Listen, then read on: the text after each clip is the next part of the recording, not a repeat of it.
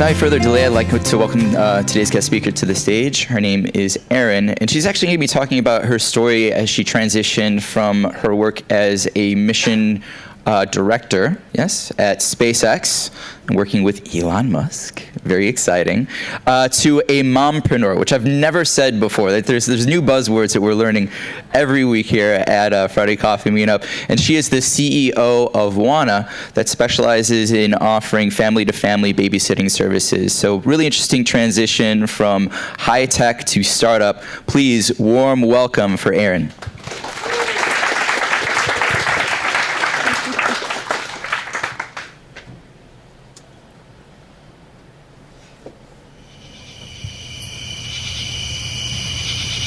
It's summer, and it's dark, and my soon-to-be fiancé and I are walking around my childhood neighborhood. One of the most special things about that balmy St. Louis summer is the soft, dewy chill that settles in the evening. And we're walking past all the quiet houses, and I'm telling him the stories of how I remember them when I was a little kid. That scary house on Halloween, the home of my fourth grade crush. The grandpa that always had the best Christmas lights. And he says to me, you know, someday we are going to have a house just like that. What do you think about that? And I said, what if we don't? And until that moment, neither of us had ever really considered that we would not recreate for our children the same life that we had loved as we were growing up. 5 years ago, I quit my job, put all of my stuff in storage in my parents' barn in Oklahoma, and jumped on an airplane to France with nothing but my love and a backpack. And it was a whole year before we would come home with a lot less stuff and a lot more hair. It's natural to think that risk takers are just crazy people. But if you actually study like the base jumpers and the race car drivers and the adrenaline junkies of the world, you will find that they are the most intentioned, well-researched, mindful people that you'll ever meet, because they have to be. If they weren't, they would fail, where failure has huge consequences. So before I was the crazy person, I worked for one. I was at SpaceX from 2010 to 2016, employee 800 through now over 5,000. I was there for the first flight of the Falcon 9 and the first flight of the Dragon spacecraft. My role when I left SpaceX was a Dragon Mission Director. I was responsible for integrating and operating the spacecraft. So I designed the full system test beds for the spacecraft here in Hawthorne in California. I would then fly out to Cape Canaveral and do final integration of the vehicle and sign the checkbox that says all avionics are tested and go for flight, roll it out to the launch pad, and fly it to ISS from the control room. It was a very cool job. There is nothing at all accidental about the success of SpaceX. Elon is brilliant, and he is extremely intentioned in how he runs his company. And there are some lessons that I took forward from that, which I will share with you. No meetings. So I don't actually mean, you've probably read this online. This makes news all the time because people think this is so crazy. I don't actually mean that you can't ever have group discussions, but conference rooms are for conversation. They're about debate. They're not about status updates. Every single person in the room had to be justified and active. And if you weren't, you left. You just got up and you walked out, and that was the expectation. Because if you weren't doing great work in that room, you had great work to be doing somewhere else. And you're serving your team by going to go do that. No acronyms. Elon made up this rule, the ass rule. Acronyms seriously suck. Because any words that you use that can't be intuitively understood by everyone else on your team is creating an unnecessary barrier to conversation. So don't do it. Write it out and speak it out. No weak links. So I watched half of whole departments get fired in a week. Longtime execs dismissed literally overnight. You made the mistake, you drop your badge. It was ruthless, but we all performed at our absolute best because of it. It only takes one bad part out of thousands to blow up a rocket, or one weak link on one team. Or can you imagine one weak manager?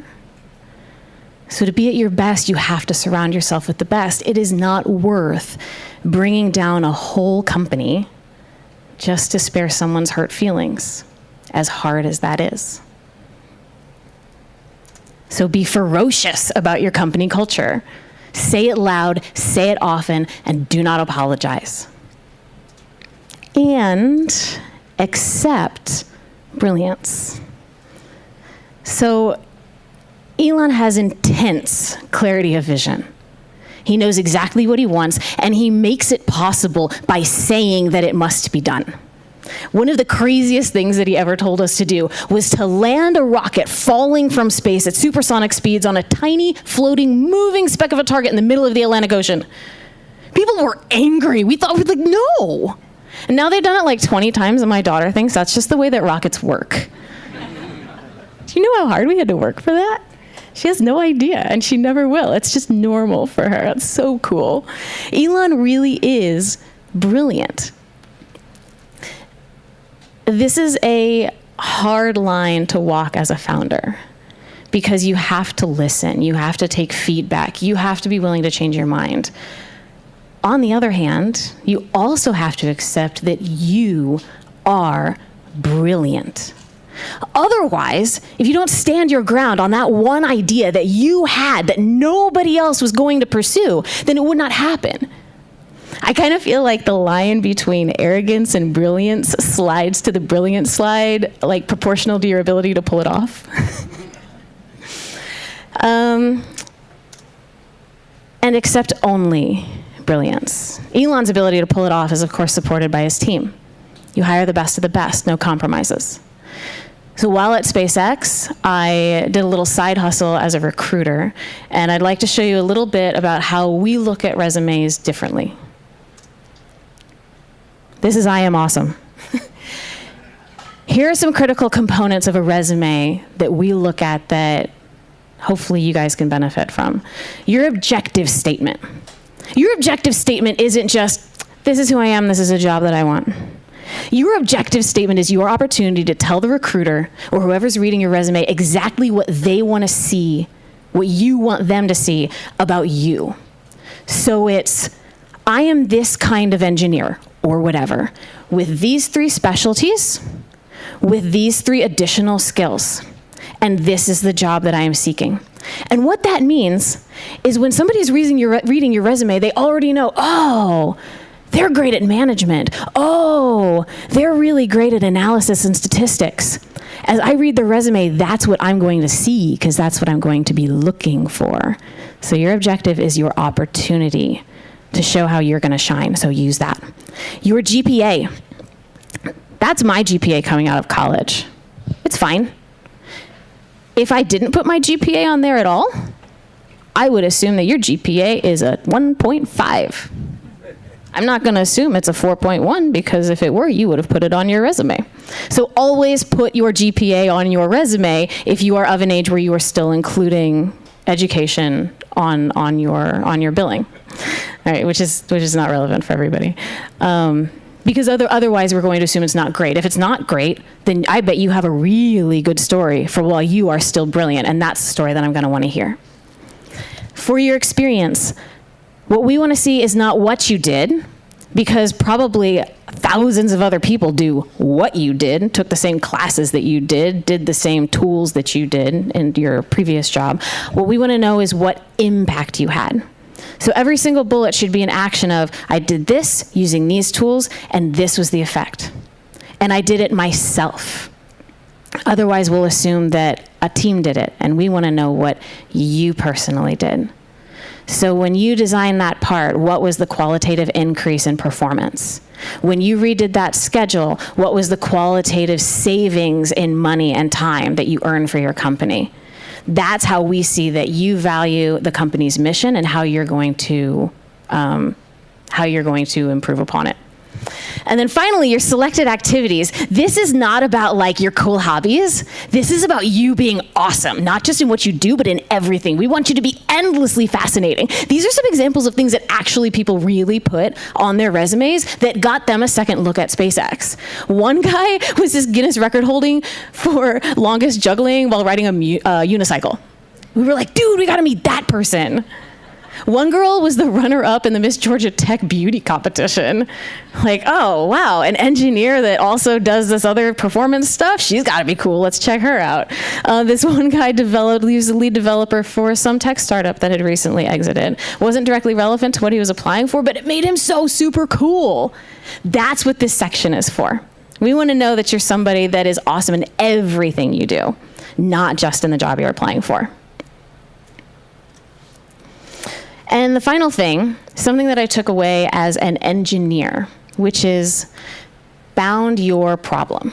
So in operations, when you are doing the Gene Kranz thing with your vest and the headset and you're commanding a spacecraft on the way to wherever it's going, there are a million things that can go wrong.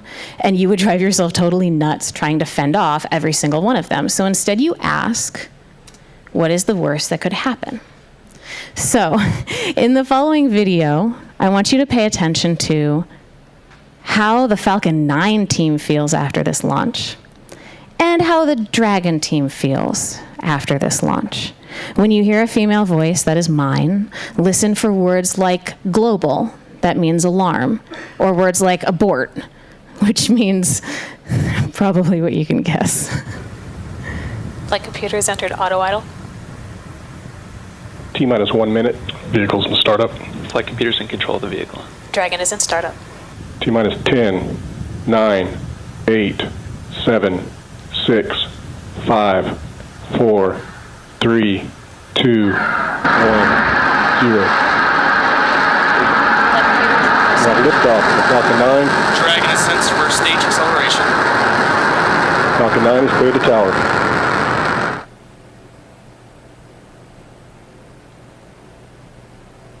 All stations, MB Mission A, successful Dragon F9 sub. Thank you for the ride, F9. All stations, Prop global.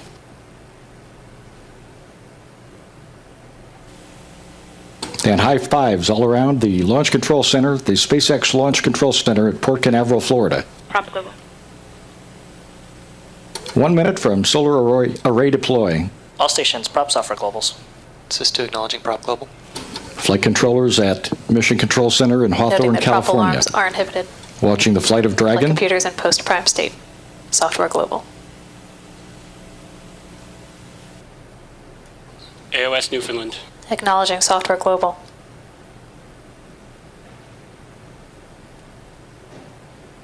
Flight computer in abort passive.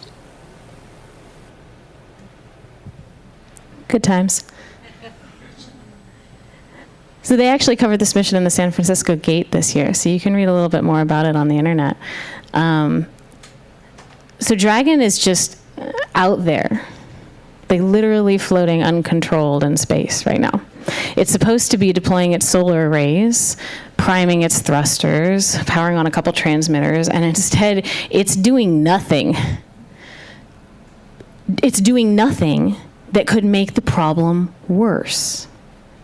And that's by design. Because what is the worst that could happen? What is the worst that could happen? It could explode, it could comes crashing down, it could run into the space station, it could get lost in space. And the ones that are most important there is it could come crashing back down or it could run into the station. Mission failure isn't even the thing. This is a safety failure that we're most concerned about.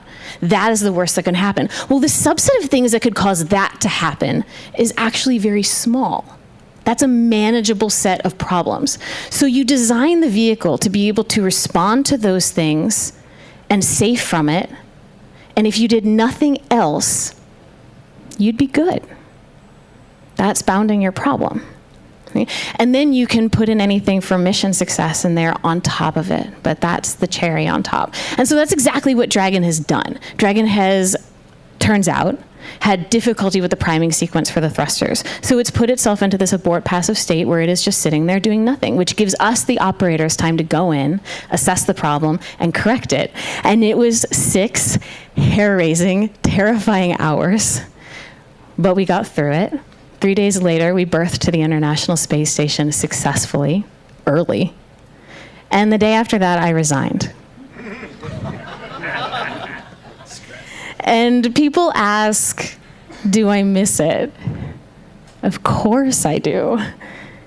And that's a good thing, because if I didn't, then why was I there? Over the next 15 months, we traveled over 5 continents. Stitch came with us, and we called it Stitch In Adventures. So if you are ever traveling the world somewhere and you come across a hostel / independent music studio / coffee shop called Stitch In, you know who you'll find inside.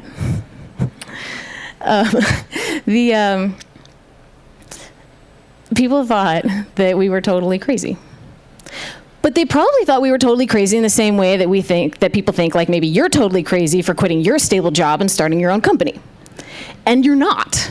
And neither were we. We asked ourselves what was the worst that could happen. So say we run out of money. Okay, fine. We come home and we get a job, but we have all this great experience behind us. Or we get sick. Fine. So you get great medevac insurance and you get every vaccine that you can. We spent 3 years just planning before we ever got on an airplane. So I want to give you something concrete that shows exactly why everybody can do this. We tracked everything that we spent, down to an Australian quarter that we lost in the rental car. And it turns out that the principal factor of cost had nothing to do with where we were so much as the way that we were living. So we broke our budget down into 3 categories: tourist, backpacker, and homestayer. And no matter where we were, if we were there as a tourist, staying in hotels and eating at restaurants, we were spending a lot of money. $130 a day for the 2 of us. If we were backpacking, doing things like camping or couch surfing and eating in street food and cafes, you're talking like $50 a day. But if you're homestaying or work staying, so you're like working for your room and board part-time and then spending the rest of your time traveling around, we could get it down to $20 a day-ish. So if you actually add everything up for 6 months, we could have done 6 months in Europe as a work stayer for $6,000. Or we could have done tourist mode in Africa for 6 months for $20,000. Everyone goes, oh, I'll go to Africa, it'll be cheap there. I'll go to Southeast Asia, it'll be cheap there. Well, it depends how you're traveling. And we found that if we didn't go to be on holiday, if we just went to be, then we could be there for a very long time. And when I compare that to something like rent, for context, say you're paying $2,000 a rent, that's $12,000 for 6 months, which is twice as much as you'd spend chilling in Europe. So that makes it kind of reasonable. And I want to give you something beautiful to tell why everyone should do this.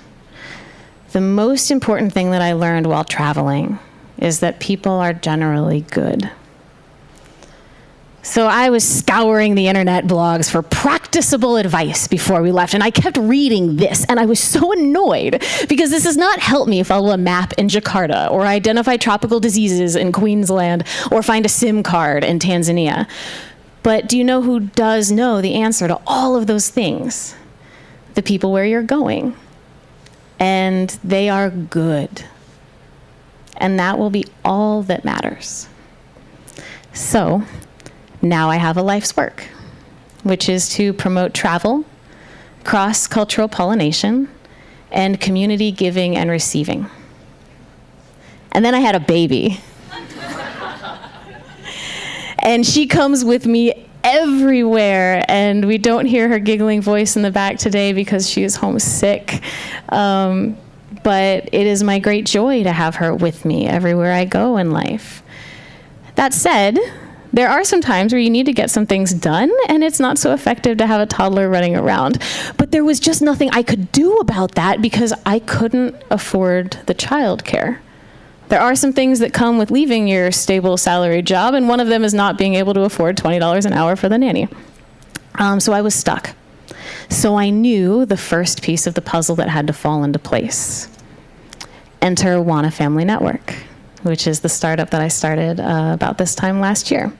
So we are a family-to-family babysitting exchange. So you sit for me, I sit for you. You can find your friends, you meet someone new. Everybody exchanges in points instead of dollars, and so it is actually, for real, free babysitting. Exactly what we needed. I want to tell you a story about something that we saw while we were in Africa. So the places where we witnessed the most kindness, those beautiful, good people, were in the places that had the least. Because when you cannot be self-sufficient, you have to rely on the people around you.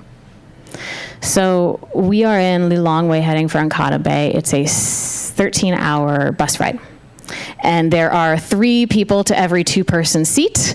There are chickens under the seat and babies on the laps, and there are people up and down the aisle from the back door all the way to the front door and sitting next to the person driving the bus.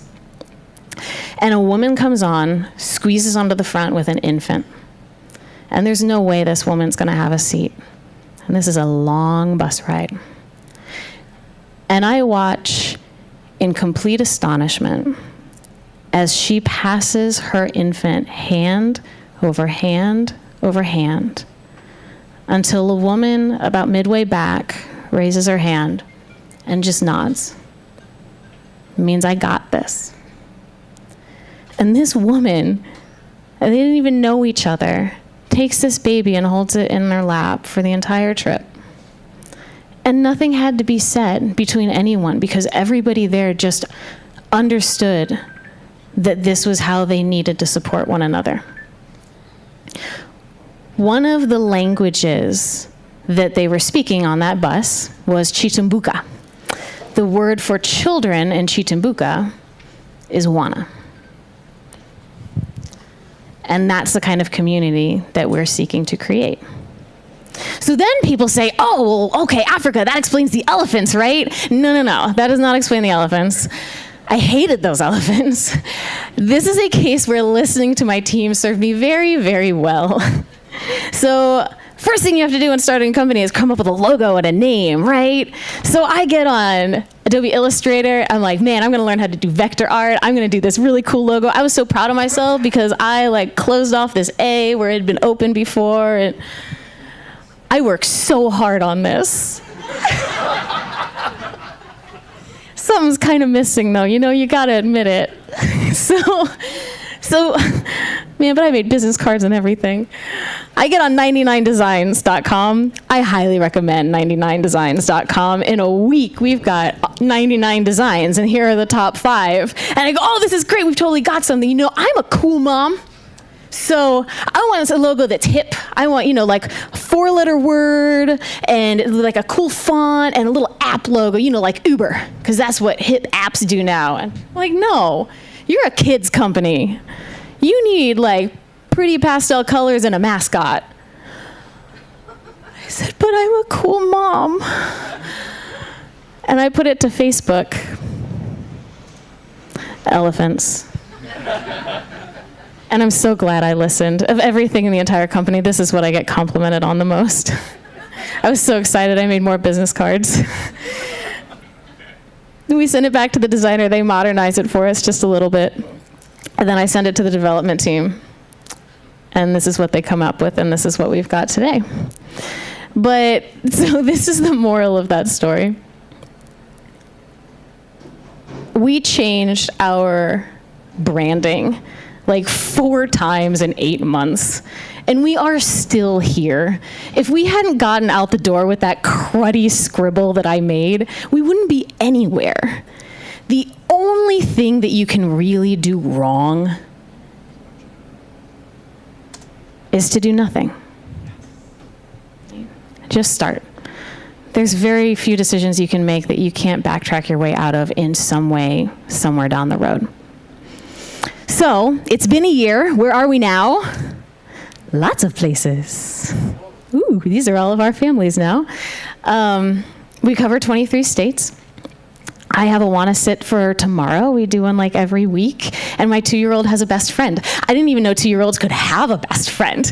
Like, how cool is it that this little girl who was for her whole life too afraid to walk away from mommy, and now she's asking me to leave so that she can have an afternoon with her friend? Awesome. But it's still really, really hard. I had thought, there's such a need. Build this app, and we will come, and we will use it. But I'm shy. Yeah, I know. I mean, like, this is easier, but when it comes to, like, forming relationships with new people, meeting parents, it's like dating. It's scary. It's hard. I am too used to being self-sufficient to feel comfortable passing my baby down the aisle, even though that's the community that I aspire to. So I have to practice. I have to practice going to the park and asking that one mom finally out to coffee with me. I have to practice saying yes when somebody says, do you want to come over for a play date? This one mom says to me, oh, this is such a great idea. I will totally use this. In fact, I need someone for next Friday. I said, oh, I can help you out next Friday. She said, oh, my daughter's so difficult, I could never do that to you. Instead, she has her parents come all the way up from San Diego when she needs a sitter. I know, right?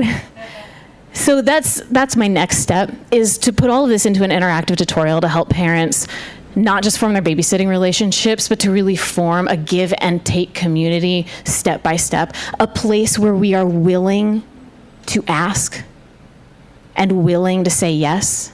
Who here likes to ask for help? Who likes to give help to somebody else? So look around you at all of these people who are seeking joy through service.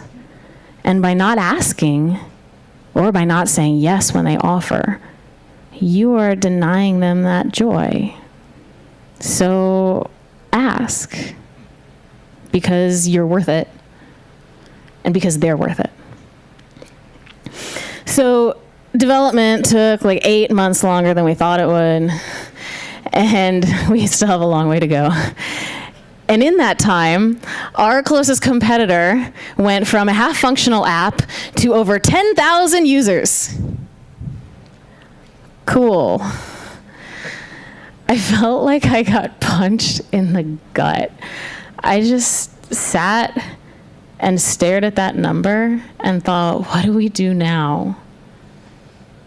And what did I do wrong? So let's think back on that a little bit. The only thing I could have done wrong was to not start. I started, so I'm ahead.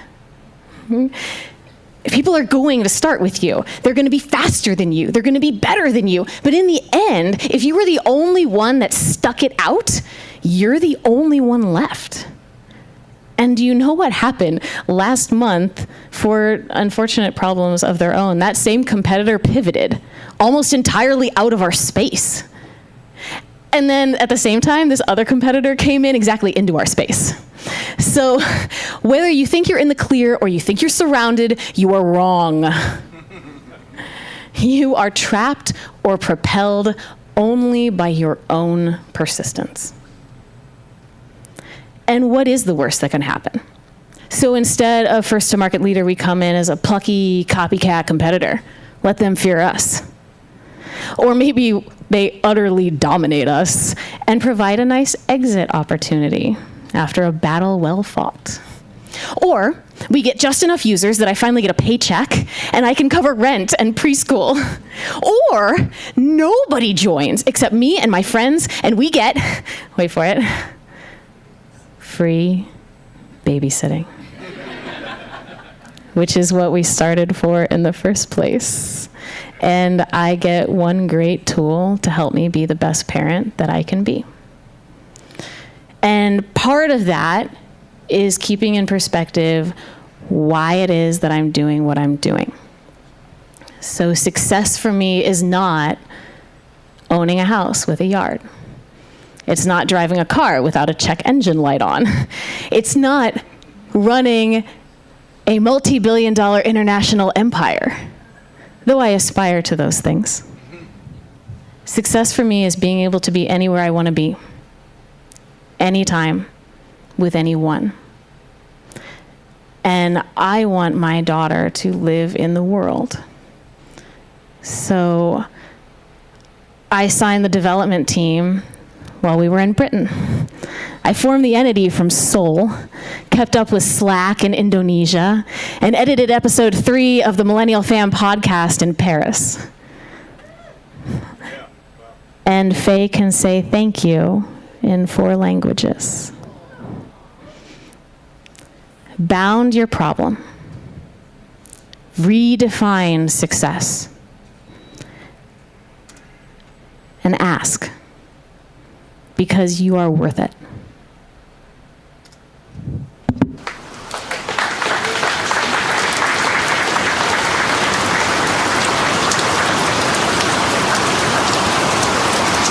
We're just gonna let it rain for a short little bit. It'll turn off in 30 seconds. This is the first time she had ever experienced real rain in Indonesia, and everyone else is huddled underneath the canopy, and she ran right out into it and did that. And that's when I knew I was exactly in the place that I was supposed to be. Thank you very much.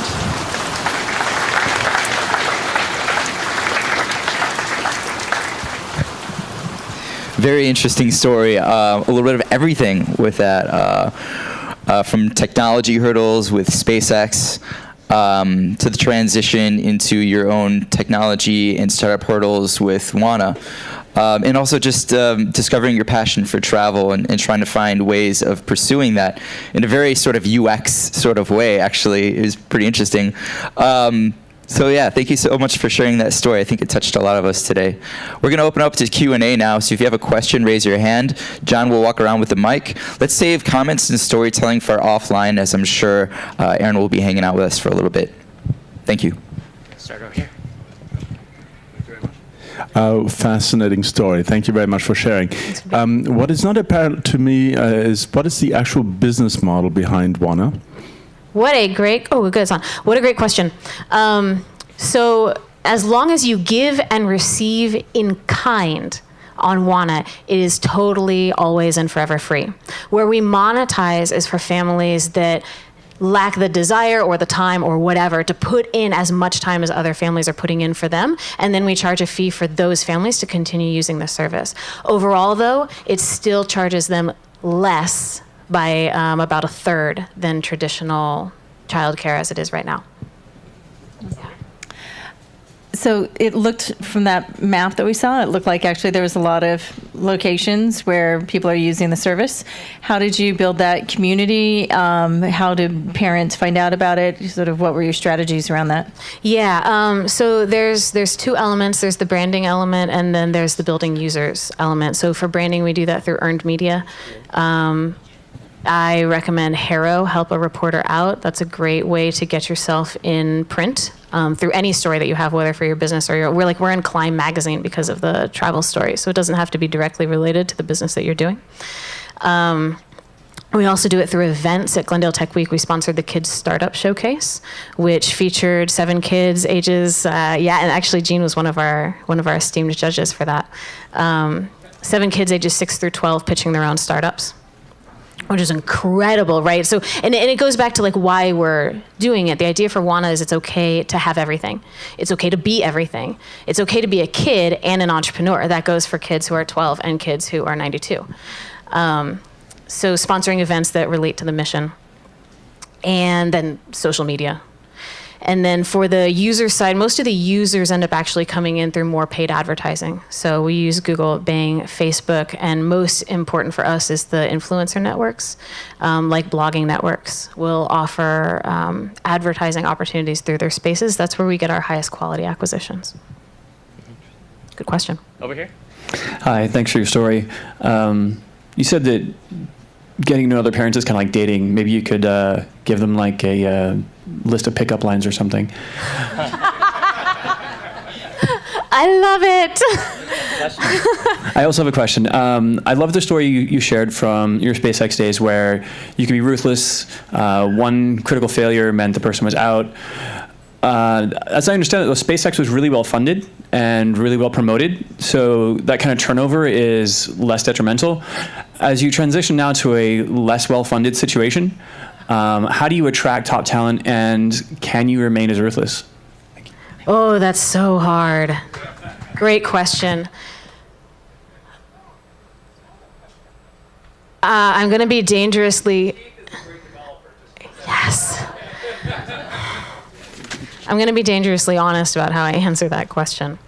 I don't staff very much. That's not dangerously honest, but that is part of it. I do a lot of it myself right now, and I accept that I have to move slower because it takes more time for me to compensate for somebody that is less than optimal, even if I have another body on my team. So even if I had a team of 5 people that were doing stuff, if they weren't totally awesome, I couldn't be effective, and neither could they. So that's part of it. I move slower because I do a lot of it by myself.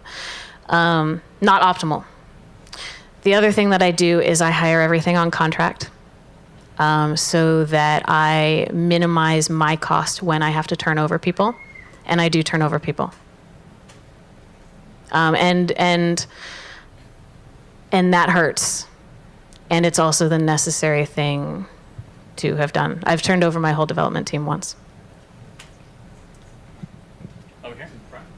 You said that during your time at SpaceX, you had a side hustle as a recruiter. I did. Was that frowned upon internally or something you had to hide from Elon? What a great question. No, it wasn't. At SpaceX, they really do embrace you work on lots and lots of different things. I came into SpaceX through the small satellite community because that's what I did in college, was the University of Nanosatellite program, which produces some engineers that are specialized in full life cycle, full system design, which is what SpaceX was looking for. There aren't a lot of programs that did that. So my role in recruiting was to go seek out places where you could find students from that program and get them into SpaceX. So it was relevant. I started in mission integration, which was actually a management role. It was the interface between SpaceX and NASA for the certifications for the Falcon rocket. That was not as cool of a job. I have huge respect for the people that do that and do it really well. But I really wanted to get back into engineering. So I also side hustled as an engineer. So I went and found a guy. I was like, hey, I really want to do some electronics. Could I help you with some stuff? And sometime around 7, 8, 9 o'clock when people started going home, I would pull up wiring diagrams on my management computer and I would start tweaking his diagrams. And I did that for long enough that he said, you know what, I don't want to do this job anymore either. Will you come do my job? And I moved like that several times within SpaceX, and a lot of people did. So one of the things that they prize is being well-rounded. I was a better employee by being involved in all of these different places. Do you sleep? She was up the whole night. Yeah, well, I do now. I will say that in the early days of SpaceX, the reputation was fully earned. There would easily be days where I wouldn't leave the office for 3 days. There was one night I fell asleep on a table in the clean room in Florida, and then I woke up and people were doing construction over the top of me, and I had curled into a ball on the table, and they had filled it all with wrenches and stuff. And I'm like, man, I really need to get to bed. And I did that, and I loved it, and I did it for 3 years, and then I was ready to stop, and that's actually why I left to go travel, because I wasn't spending enough time at home with my family. And then I came back, and I actually went back to SpaceX for a couple of years before having my daughter and starting over. And by that time, and now, it's really gone back to more of a 9 to 5, don't work weekends, work fewer holidays sort of. It's a very reasonable place to work now. Starting your own company, I mean, you guys know, everyone that's done it here, you never sleep unless you set the boundaries to do so. So the reason that I'm doing this is so that I can spend more time with my girl. So if I have the choice between going to bed with her or answering more emails, the reason I'm doing this is to go lay down and cuddle with my daughter and read her a story, so I do that instead. We move slower as a company, but it's healthier for me. Erin, thank you so much. I'm Tiffany Wong. I'm from the North Bay, San Jose. Thank you for the inspiration. I want to know what keeps you up at night being an entrepreneur? Good question.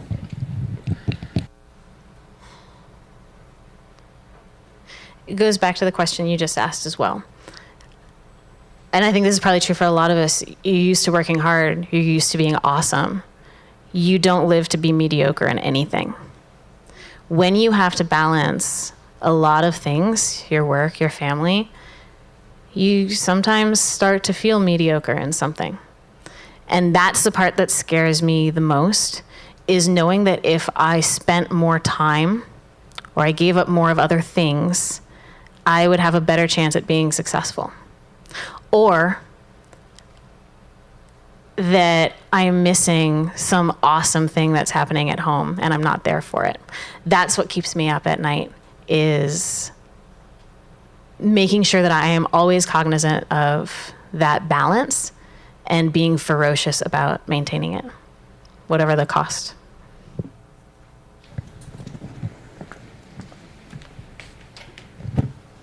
Do you have any plans as you grow the company to support people that have special needs children's? Yes. And I think, don't hold me to this, but I think that's actually where we're going to start first. Where we've had the most success for the platform is where we tap into pre-existing communities. So schools, preschools, soccer clubs. But there are more ready solutions serving the non-special needs community for childcare. I think that there's a niche there that we can fill and be really effective at. Because you're not just hiring a sitter, you're hiring a friend. You're finding socialization and playtime in a family environment for your kid with another family that is very much like you, that understands you and the kind of things that you go through, the way that you parent. It's family to family. And I think that's an awesome opportunity. So within the next 6 months, that's where I see us really pushing ourselves. Over here. Hi, I'm Linda. I just wonder, how do you see your company, let's say 5 years from now? As mommies, we tend to do things associated with our children. And then is this just a season of your life that you say, we'll just sustain this until your baby is 7 or 15? So, because I'm asking this question for my 2 girls, kept talking about startup, at very young age. I kept discouraging them, but I would like to see like how you project yourself in terms of your company. So where I see myself and where I see Wana in 5 years is very different. And I leave both of them to be open so that I take advantage of opportunities as they come and I remain flexible. But Wana, I see that service exchange, whether it be babysitting or anything else, becomes the norm. That instead of expecting to hire, we expect to trade, that we have formed a comfortable give-receive relationship with our community. For Wana, that could mean that we grow with the family. So maybe we go into tutoring. Okay, so as they age out of babysitting, you go to tutoring exchange. It could mean that we go into other verticals like maybe care.com did, elder care, pet care, home care. Or it could mean that we go full-on service exchange. So I watch your cat and you help me carry my couch up the stairs. That sort of thing. So that's where I see Wana going. For me personally, I'm going to do this as long as it's fun. As long as you're having fun, your compass is working. So I'm going to do that for as long as it's fun. And as long as the people who are using the platform are taken care of. Okay? So either that means that I stay at the helm of the company for the foreseeable future, or it means that I duck out and do something else, because there's like so much other stuff I want to do too, and leave it to somebody else who is going to do even better with it than I would, right? Always surround myself with people who are better at stuff than me. And if I find that person, that gives me a lot of flexibility. So I think for me, it's just important to be attached to the lifestyle and not necessarily the one project, because that's how I can better serve the success of the project, and it's not limited by me. Okay. Hi, thank you very much. How do you screen the families or vet them? Yeah, that's a multi-phase process, and it's something that we're building into the app as we continue to mature. The first thing that we put in place was peer-to-peer review. So you have quantitative and qualitative reviews for each family that shows their history and style of care within the platform. We recommend that all families go through referral, families that they already know. And that's exactly how I've done it. It's all been people from the park or from my preschool or people that I'm already familiar with. The next step for us will be adding in background checks, and that's going to work the same way as the point system. So for the points, you can earn points or you can buy them to pay for your babysitting. With background checks, you'll either be able to buy them outright if there's somebody in particular you want to screen, or you'll be able to offer babysitting to other people to earn the points to get them for free. So in all cases, anything for purchase on the platform will also be available for service exchange. Then as we super mature, the technology for using machine learning for screening suspicious behavior is just advancing all the time. And that will become a core feature of Wana that we intend to have set us apart from any other service exchange platforms. Looks like I got the last question. All right. Actually, I was very encouraged to hear you talk about your career at SpaceX, and we were talking earlier, and I think you said you're an astrophysicist. And when you were a recruiter at SpaceX, you received a resume from someone who was a quote-unquote beauty queen. Yes. And a few months ago, I was at a talk here at another local event, and this young lady, she grew up on a farm, went into the fashion industry and became a model, and decided to become an engineer. And now she's a mechatronic engineer at JPL, doing dual actuators. So how would you encourage girls, to get into these fields? Because these are very technical, and one of the things that we talked about is getting more women involved in technology. I have two answers for that. The first one, I'm actually going to relate right back to Gene, because he asked me the same question when we were doing an operations game for his robotics team, his Lego robotics team, which is competing tomorrow. They're going to win. They're going to be awesome. And he asked me the same question, and I posed the question back to the kids, and I said, girls, do you feel like you're any different than the boys? And he said, no. Boys, do you feel like you're any different from the girls? He said, no. They honestly didn't even know what we were talking about. That's a good thing. I said, if you guys can stay exactly like this, then it will never matter and we'll never have to ask that question again. Okay, so that's one part. Generationally, right, those things are just shifting. Because in the same way that my daughter thinks that rockets land. Right? So the other part of that is I didn't start as an engineer or a physicist. I started as a theater person. So when I was in, which is probably not surprising, when I was in high school, all I did was drama. That was it. And then when I applied for college, I was like, I want to be an astrophysicist. And they said, you got to be kidding me. Really? Actually made getting into college kind of hard. But when I finally got into school and I started doing physics, I was like, oh, I don't really like this either. I would rather enable the scientists rather than actually do the science myself. I think I want to be an engineer. I went and I found whatever the cool thing was that the university was doing. It wasn't theater and it wasn't physics. It was building spacecraft. I was like, well, cool. That's what they're doing. That's awesome. That's what I want to go do. And so that's what I did. But because I didn't have engineering background, I entered the program as a manager, because that was something that I could take my theater experience directing plays and I could apply that to engineering teams, because they're both multidiscipline teams that you have to bring together in a cohesive whole. It's pretty much the same thing. I was able to fake it till I made it, learning enough engineering hard skills to be able to work at a place like SpaceX, which I mentioned I started in management and moved into engineering there as well. I've also been a professional scuba diving instructor, and then we did the travel thing. We came back, and I went into acting for a while, and then I went back to engineering. Now doing the startup thing, which is also just like managing engineering teams or directing plays. We don't live in a world anymore where you pick one thing and do it for the rest of your life. We don't live in a world anymore where you are one thing and you are that for the rest of your life. You don't have to be just anything anymore. Now you can be everything. And so you should. And I think that is one way that we embrace women, or embrace people of all genders and all types, is saying that your skills are always worthy here. They are always cumulative and transferable between disciplines. And that, I think, is how we make it a more collaborative, inclusive group. Excellent.